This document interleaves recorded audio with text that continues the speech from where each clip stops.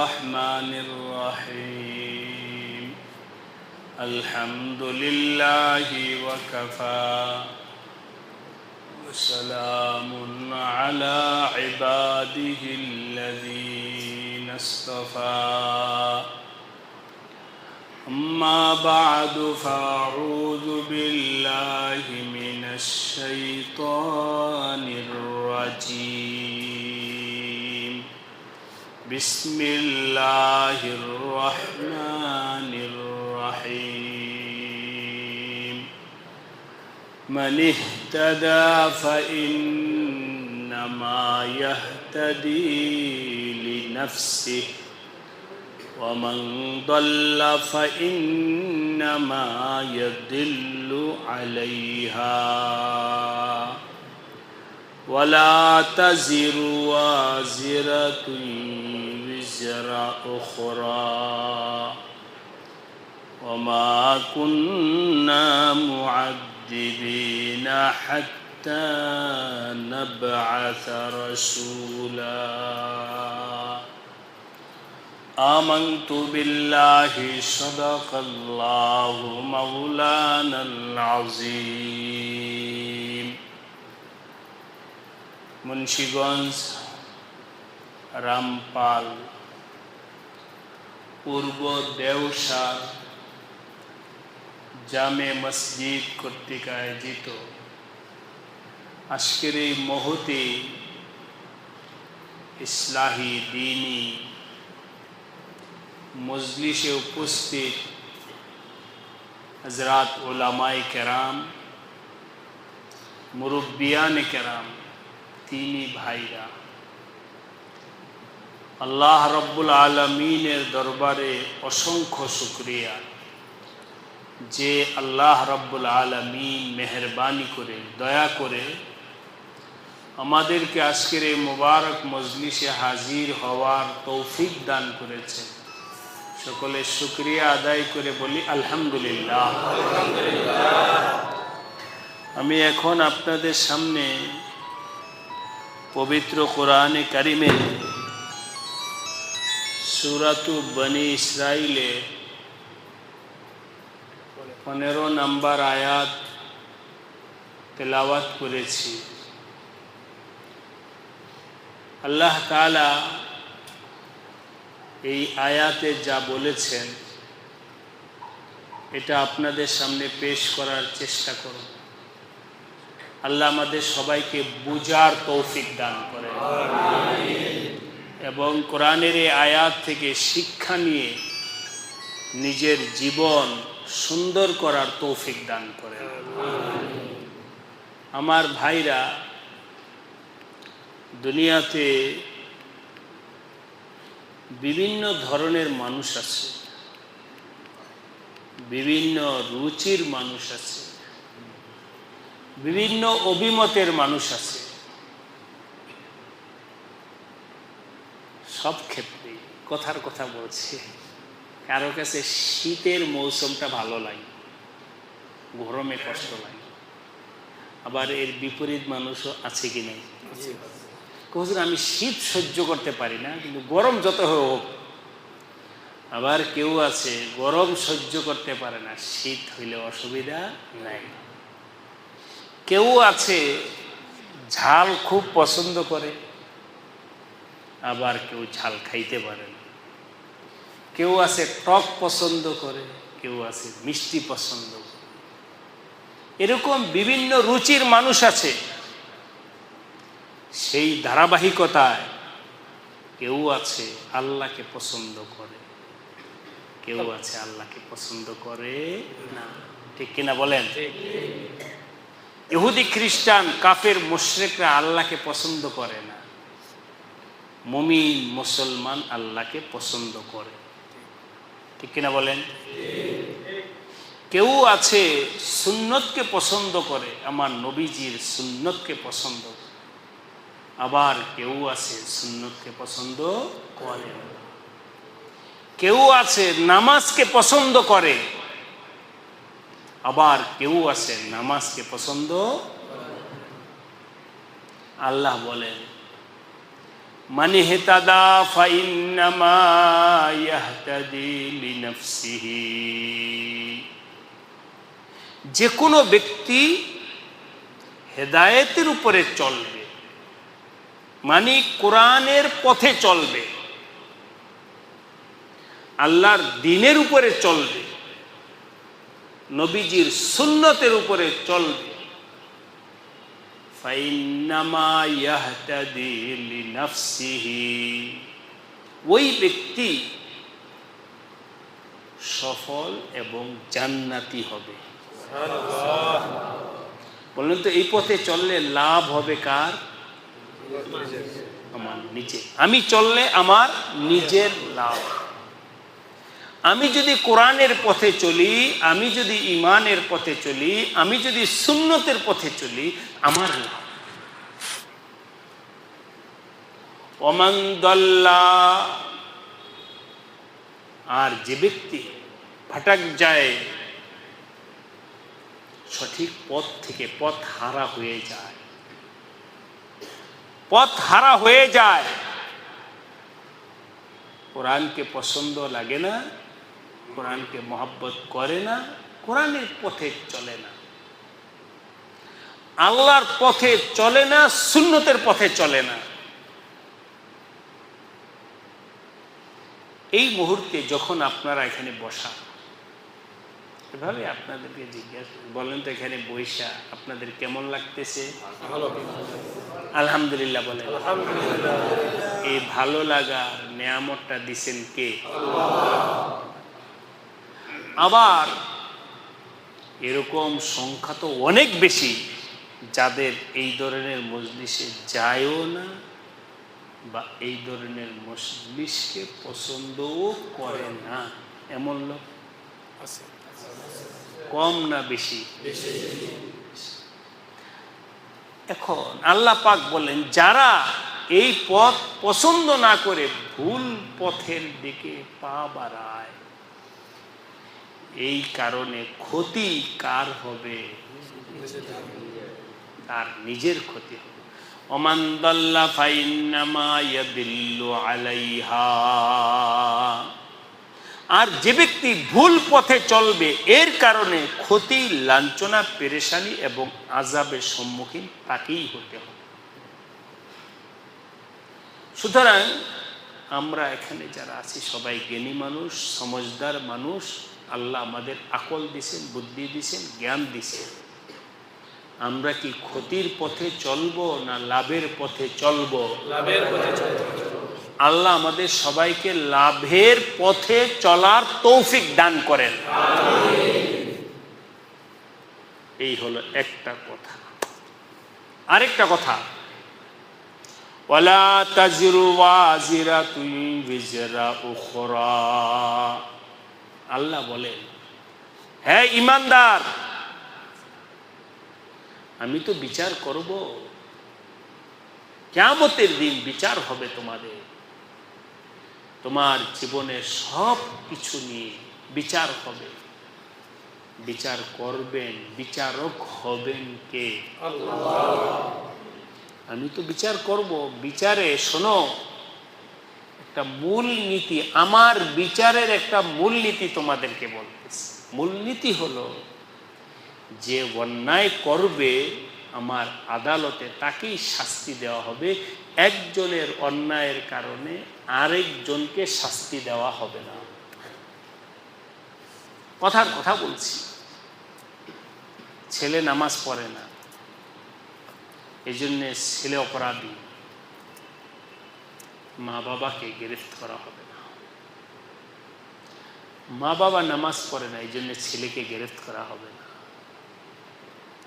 যে অন্যায় করবে তাকেই গ্রেফতার করা হবে। একজনের বোঝা, অন্যায়ের বোঝা, নাফরমানির বোঝা, গুনাহের বোঝা আরেকজনের উপর চাপায়া দেওয়া হবে না। লা তাজিরু, তোমার বোঝা কেউ বহন করবে না, তোমার গুনাহের বোঝা তোমাকেই বহন করতে হবে। ভালো করে বুঝে নিও, তোমার বোঝা কেউ বহন করতে যাবে না। আজকে দুনিয়াতে মানুষ, ছোট্ট একটা উদাহরণ দিচ্ছি, পয়সা কামাই করে, জায়েজ না জায়েজ, হালাল হারাম, বাড়িতে বিল্ডিং উঠেছে 10 তলা, বিল্ডিং এর কাজ চলতেছে, রড লাগবে, সিমেন্ট লাগবে, এই জন্য তার টাকার পেরেশানি, কত ভাবে টাকা উপার্জন করে, জায়েজ না জায়েজের চিন্তাও করে না, কারণ রডের টেহা জমা দিতে, রড লাগবে নাহলে আগামীকাল কাজ করবে কিভাবে, সিমেন্ট লাগবে নাহলে কাজ বন্ধ হয়ে যাবে। এই জন্যে হালাল হারাম সব পেরেশানি করে পয়সা কোনো না কোনো মতে ব্যবস্থা করে। আপনাদেরকে জিজ্ঞাসা করি, বলেন তো 10 তলা বিল্ডিং পুরোটাকে তোমার থাকতে 10 তলাই লাগবে? বেশি থেকে বেশি তোমার থাকতে হলে পরিবারের যদি সদস্য বেশি হয় তাহলে 1 তলাই যথেষ্ট। বাকি 9 তলা, বাকি 9টা তলা কার জন্যে? আমার জন্যে না, বাকি 9টা তলা আমার জন্যে না। কার জন্যে? সন্তানদের জন্যে। কাদের জন্যে? আচ্ছা, সম্পদ উপার্জন করলাম কার জন্যে? সন্তানের জন্য। অন্যায় করলো কে? ওই যে সুদে টাকা আনলো, ব্যাংকে থেকে লোন আনলো, অন্যায় করলা তুমি, সম্পদ উপার্জন করলা সন্তানদের জন্যে। হে ইমানদার ভাইরা, জ্ঞানীরা, শোনো, তোমার এই অন্যায়ের বোঝা তোমার সন্তান বহন করবে না, কিন্তু তোমার 10 তলা বিল্ডিং এর মালিক তারা হবে ঠিক, গুনাহের বোঝা তারা নিবে না। তারা এই কথা বলবে না, যেহেতু এই 9 তলা আমরা ভাই বোনরা ভাগাভাগি করে নিছি, তো বাবার গুনাহটাও আমরা কি নেই, লা তাজিরু লা তাজিরু। আজকে সেই হিসাবে বলছি, আল্লাহ আমাদের সবাইকে সহি বুঝার তৌফিক দান করেন। সেই হিসাবে বলতে হয়, দুনিয়ার মানুষ বোকা, নিজের স্বার্থ বুঝে না, উপার্জন করে অন্যায়ের জন্য, অন্যের জন্যে, আর অপরাধের ঘাটতি জাহান্নামের বোঝা নিজের মাথায় নেয়। আল্লাহ বলতে চাইতেছেন, তুমি তোমার বোঝা কিন্তু অন্য কেউ নিবে না, অন্য কেউ নিবে না, তোমার বোঝা তোমাকে বহন করতে হবে। সুতরাং তুমি যদি জ্ঞানী হও তাহলে তুমি গুনাহ করো, নাফরমানি কইরো না। লা তাজরু ওয়াজিরাতুন বিজরা উখরা, একভাবে বললাম, অপরভাবে দাওয়াত তাবলীগে অথবা ইমাম সাহেব গেছেন, একজন যুবক ভাইরে ধরছে যে ভাই তুমি নামাজ পড়ো, হুজুর ও পড়লে আমি পড়বো, আছে না? যুবকরা বলে, মানুষ বলে ও বললে আমি পড়বো। এটা কি জ্ঞানী মানুষের কথা না বোকা মানুষের? ওর কবরে ও যাবে, তোমার কবরে তুমি যাইবা, ওর উপরে তুমি লাগাইলে কেন? বলে ও ইমান আনলে আমি ইমান আনবো, ও নামাজ পড়লে আমি নামাজ পড়বো, ও নেকামল করলে আমি করব, ও গেলে আমি যাব। গালাত, আমার আমল আমি করব। রাজি আছেন সবাই? আমার আমল আমি করব। আল্লাহ আমাদেরকে সেই বসিরত দান করেন। গতকাল না পরশুদিন আপনাদের চাম্পাতলা মাদ্রাসায় সেখানে বলে আসছিলাম, আল্লাহ বসিরতওয়ালা হওয়ার আমাদেরকে তৌফিক দান করেন। বসিরত মানি, একজন যুবক সিদ্ধান্ত নিছে তবলিগে যাবে, চিল্লায় যাবে, অন্য বন্ধুরা ধরছে না, সামনে খেলা আছে যাইতে দিব না তোরে, ওকে না, আমি সিদ্ধান্ত নিছি যাবই, তোমাদের সাথে আমার বন্ধুত্ব। অন্য বন্ধুরা বলে যদি তুই যাস তাহলে কিন্তু তোর সাথে আমাদের বন্ধুত্ব শেষ, আমাদের গ্রুপ থেকে তোরে বাদ দিবি। বাদ দিলে ডিলেট করলে কর, অসুবিধা নাই, কিন্তু আমি যেহেতু নিয়ত করছি আল্লাহ রাস্তায় যাবই। আমার নিয়ত থেকে যেন আমাকে কেউ সরাইতে না পারে, আমার নেকামলের পথ থেকে যেন আমাকে কেউ সরাইতে না পারে, আমার ইমানের পথ থেকে আমাকে যেন কেউ সরাইতে না পারে, আল্লাহর পথ থেকে যেন কেউ আমাকে সরাইতে না পারে। এই বসিরত, ইস্তেকামাত, দৃঢ়তা প্রত্যেক মুমিনের অন্তরে পয়দা করতে হবে। রাজি আছি ইনশাআল্লাহ? আল্লাহ আমাদের সবাইকে তৌফিক দান করে। আমার ভাই ও দোস্ত, আপনাদেরকে বলতেছি, যদি আপনারা এরকম মজবুত না হন, ইমানের জায়গায়, আমলের জায়গায় যদি মজবুত না হন, তাহলে আমল করাটা এই ফিতনার জমানায় সম্ভব হবে না। কারণ শয়তান আমাদের পিছনে বসা আছে, শয়তান আমাদের পিছনে লাগা আছে। নেকামল করতে চাইবেন, সন্দেহ ঢুকাই দেবেন। নেকামল করতে যাবেন, বাধা দিয়ে দিব। নেকামল করতে যাবেন, পেরেশানির মধ্যে ফেলে দিবে। এই জন্যে আল্লাহ রব্বুল আলামিনের কাছে আমি দোয়া করি, আর আপনাদের কাছে দাওয়াতও দেই, যে নেক আমল যেটা করব, একিনের সাথে করব, সেখান থেকে আমাকে যেন আমার বন্ধু বান্ধব, ছেলে মেয়ে, স্ত্রী, নাতি পুতি কেউ যেন এবং শয়তান যেন আমাদেরকে বাধা দিয়া বিরত রাখতে না পারে, এর জন্য সবাই চেষ্টা করবো ইনশাআল্লাহ। ও করুক আর না করুক, আমার বন্ধু নেকামল করুক অথবা না করুক, আমি তো করবই। লা তাজিরু ওয়াজিরাতুন বিজরা উখরা, গুনাহের কাজটা আমি করব না, বাস। গুনাহের কাজটা আমি করব না, গুনাহের কাজটা আমি করব না। গুনাহের কাজ না করার কারণে আমার বন্ধু আমার উপরে নারাজ, তাতে কিছু আসে যায় না। আমার কারো রাজির বিষয় না, নারাজের বিষয় না। ভাই ও দোস্ত, মুরব্বিয়ান এবং তালিব ইলম ভাইরা, সবাইকে বল, আমার আসল উদ্দেশ্য আমার আল্লাহ যেন আমার উপরে কি থাকে, আমরা কার রেজা তালাশ করব? আল্লাহর সন্তুষ্টি। উনি রাজি হলে বাস আলহামদুলিল্লাহ। আর যদি আল্লাহ অসন্তুষ্ট হয়ে যান, সারা দুনিয়ার মানুষ বন্ধু রাজি হলে কিছুই হবে না। লা তাজিরু ওয়াজিরাতুন উযরা উখরা। ওই যে বললাম, তোমার গুনাহের বোঝা তোমার ছেলে মেয়ে ভাগাভাগি কইরা নিবে না, তোমার বন্ধুরা ভাগাভাগি কইরা নিবে না, তোমার বোঝা তোমাকেই বহন করতে হবে। দুইটা কথা হলো। 3 নম্বর কথা, ওমা কুন্না মুআজ্জিবিনা হাত্তা নাবআসা রাসূলা, আমি কোন জাতিকে, কোন সম্প্রদায়কে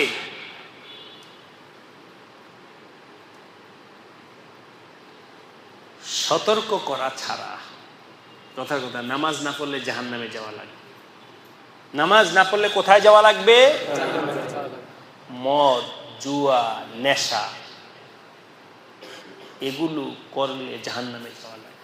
মদ খাওয়া কি হারাম, নেশা করা কি হারাম, জুয়া হারাম, সুদ হারাম। আল্লাহ কি এই বিষয়গুলো থেকে বিরত থাকার জন্য আমাদেরকে সতর্ক করছেন? আল্লাহ বলেন, সতর্ক না কইরে আমি তোমাদেরকে জাহান্নামের আগুনে ফেলবো না। একজনকে আল্লাহ পাক জাহান্নামে ফেলতেছেন। আল্লাহ, আমাকে কেন আপনি জাহান্নামে ফেলতেছেন? তুই সুদ খাইছ কেন? আল্লাহ, সুদ খাইলে যে জাহান্নামে যাওয়া লাগবে এটা তো আমারে বলেন নাই। বলেন তো, এই কথা বলার সুযোগ আছে? কেন? আল্লাহ তো বলে দিছে। কোথায়? কোরআন। কোথায় বলেন ভাই? কোরআন। শুধু কোরআনে বলে দিছেন তা না, আমাদের মাদ্রাসাগুলোতে এমন হয়, একটা ঘোষণা লেখা সাইনবোর্ডে লাগছে, স্কুলেও হয়, মাদ্রাসায়ও হয়, যে আগামীকালের মধ্যে পরীক্ষার ফি দিতে হবে, লেখা বোর্ডে লাগায় গেছে। অনেক ছাত্র এমন থাকতে পারে যে গুরুত্ব দিয়ে ওইটা পড়ে নাই, এরপরে যখন পরীক্ষা দিতে পারতে, তুই টাকা বেতন দেও নাই কেন, মানে দেও নাই কেন, ফিস দেও নাই কেন, হুজুর ফিস দিতে পারে, আমি জানি না, এই যে এলান পড়ি নাই। এই জন্যে ওস্তাদগণ, শিক্ষকগণ সতর্কতামূলক বোর্ডেও লাগায়, আবার মসজিদে মাদ্রাসায় এমনি সব ছাত্র বসো একটা ঘোষণা শোনায় দেয়, বুঝলেন না কথাটা? বোর্ডেও লাগায়, আবার মৌখিকভাবে শুনায়ও দেয়, যাতে করে তার ভুলটা না হয়। আল্লাহ রাব্বুল আলামিনও ভয়দস্ত এই বিষয়গুলো করেছে, কোরআনে বলে দিছেন, আবার ঘোষণার জন্য নবী পাঠাইছে। ঘোষণার জন্য কি পাঠাইছেন? আল্লাহ বলছেন, এই তোমরা যে আমার উপরে দোষ দিবা সুযোগ নাই। ওমা কুন্না মুআজ্জিবিনা হাত্তা নাবআসা রাসূলা, আমি রাসূল দিয়ে ঘোষণা না দিয়ে তোমাদেরকে জাহান্নামে ফেলব না। তাই আল্লাহ পাক যুগে যুগে নবীদেরকে পাঠাইছে। আমাদের নবী হযরত মুহাম্মদ আমাদের কাছে আল্লাহর দ্বীন পরিপূর্ণভাবে পৌঁছায়া গেছে, ঠিক কিনা বলেন? পরিপূর্ণভাবে। কোরআন খোলো, হাদিস খোলো, কোরআনের তাফসীর আছে, হাদিসে ব্যাখ্যা আছে, সবগুলোর মধ্যে আল্লাহর দ্বীন আছে। আবার এর পাশাপাশি বলে গেছেন, এই আমি চলে যাচ্ছি, কিন্তু আল উলামাউ ওয়ারাসাতুল আম্বিয়া, আমি যেভাবে জীবদ্দশায় তোমাদেরকে বয়ান করে বুঝাইতাম, আমি চলে যাচ্ছি, আমার এই কাজটা করার জন্য আলেমদেরকে আমার স্থলাভিষিক্ত বানায়া গেলাম। এই জন্য আলেমদের দায়িত্ব উম্মতকে বুঝানো, সমঝানো। এই জুয়া খেলো না, সুদ খায়ো না, মদ খায়ো না, নেশা কইরো না, এগুলো বলা। বলেন ভাই, কাদের দায়িত্ব? আলেমদের। আর সাধারণ মুসলমানের দায়িত্ব হলো এগুলো শুই না, এগুলো থেকে বিরত থাকা। যদি বিরত থাকতে পারে তো আলহামদুলিল্লাহ কামিয়াব হবে, জান্নাতি হবে। আর যদি বিরত না থাকে, আল্লাহ আমাদের সবাইকে মানার তৌফিক দান করে, কোরআনের কথা মানার তৌফিক দান করে, আলেমদের কথা মানার তৌফিক দান করে, দ্বীনের কথা মাইনা চলার তৌফিক দান করে। শেষ কথা, আপনারা সবাই মাইনা চলার চেষ্টা করবেন ইনশাআল্লাহ। আমার বাড়ি দিঘিরপাড়, সহজ পরিচয়, যেহেতু দিঘিরপাড় আপনাদের পরিচয়। আমি প্রায় প্রত্যেক সপ্তাহে থাকি ঢাকায়, তবে আল্লাহর দ্বীনের খাতিরে প্রতি সপ্তাহে কমপক্ষে একবার, কখনো 2 বার 3 এলাকায় আসা হয়। ওই মাদ্রাসায় পড়াইতে, অথবা ওই মাদ্রাসার মিটিং, অথবা সেখানে বয়ান, এরকম বিভিন্ন দ্বীনি কাজে আমার প্রতি সপ্তাহে 2 বার 3 বার আসা হয়। তাহলে আপনাদেরকে জিজ্ঞাসা বলেন তো, এলাকার সম্পর্কে আমার কিছু কমবেশ জানা আছে কিনা? যে লোক প্রতি সপ্তাহে আসে তাই সে জানা থাকবে না কেন? আমার বাড়ি জন্মসূত্রে হলো এলাকায়, প্রতি সপ্তাহে আসি। সব মিলে আমাদের দেশের মানুষের অবস্থাটা, ভালোটাও আমার জানা আছে, মন্দটাও কিছু কিছু জানা আছে। আমাদের দেশের মানুষ সারা বাংলাদেশে, বিশেষ করে আমাদের দেশের মানুষের অভ্যাস হলো, কেউ যদি কোনো অন্যায় কাজ করে আর সংশোধনের জন্য তাকে যদি কোনো আলেম সতর্কতামূলক বলে যে বাবা তুমি এই কাজটা কইরো না, তখন সে চেতা যায়। ঠিক বলছি কিনা বলেন? চেতা যায়। হুজুর আপনি কেন আমার ব্যাপারে নাক গলাইলেন? আমার ভুল আমি করছি, আপনি কেন বললেন? বলেন আমার এই কথাটা ঠিক না বেঠিক? ঠিক। এটা বুদ্ধিমানের কথা নয়। বুদ্ধিমানের কথা হলো আমি না যাই না হুজুর করছি, এটা গুনাহ, বলে হ্যাঁ গুনাহ, ঠিক আছে, আল্লাহর কাছে মাফ চাই, আপনাকে ধন্যবাদ, আপনি আমাকে সংশোধনের পথ বলে দিছেন। এইভাবে ওই আলেমকে ধন্যবাদ দিয়ে নিজের জীবনটা সংশোধন করার দরকার আছে কি নাই? আল্লাহ আমাদের সবাইকে তৌফিক দান করে। যে সুদ খায় তার কাছে সুদের কথা বললে চেটা যায়, যে মদ খায় নেশা করে তাকে মদের কথা বললে সে চেটা যায়, যে জুয়া খেলে তার সামনে জুয়ার কথা বললে সে চেটা যায়। এভাবে দোস্ত দুনিয়া চলবে, কিন্তু আখিরাতে জবাব দেওয়া লাগবে, বিপদে পড়তে হবে। আল্লাহ আমাদের সবার জীবনটাকে সুন্দর করার তৌফিক দান করেন। কোরআন মোতাবিক আলেমদের নসিহত মাইনা জীবনকে সুন্দর করার তৌফিক দান করেন। এই মসজিদ, মাদ্রাসা, মসজিদ, এলাকার মুসল্লিয়ান, দ্বীনি ভাইদের, মুসলমান মা বোন সবাইকে আল্লাহ হেদায়েতের ফায়সালা করে দ্বীনের বুঝ দান করেন। আর শেষ কথা হলো, আমাদের দিঘির পাড়ে খানকা আছে, সেখানে প্রতি ইংরেজি মাসে শেষ বৃহস্পতিবার সবগুজারির আমল হয়। সেখানে আমি সবগুজারিতে থাকি আগামী বৃহস্পতিবার, এটাও শেষ সব, যদি সুযোগ হয় এখান থেকে একেবারে রাস্তা ডাইরেক্ট, সুন্দর রাস্তা, দিঘির পাড়। দাওয়াত রইল এই এলাকার ভাইদেরকে, পূর্ব দেওসার এলাকার ভাইদেরকে দাওয়াত রইল, সুযোগ হলে আপনারা যাবেন। এই সমস্ত মজলিসে গেলে ঈমান বাড়বে, আল্লাহর মহব্বত বাড়বে, আমলের জজবা পয়দা হবে, গুনাহ থেকে বাঁচার আগ্রহ পয়দা হবে। আল্লাহ আমাদের সবাইকে কবুল করেন, তৌফিক দান করেন।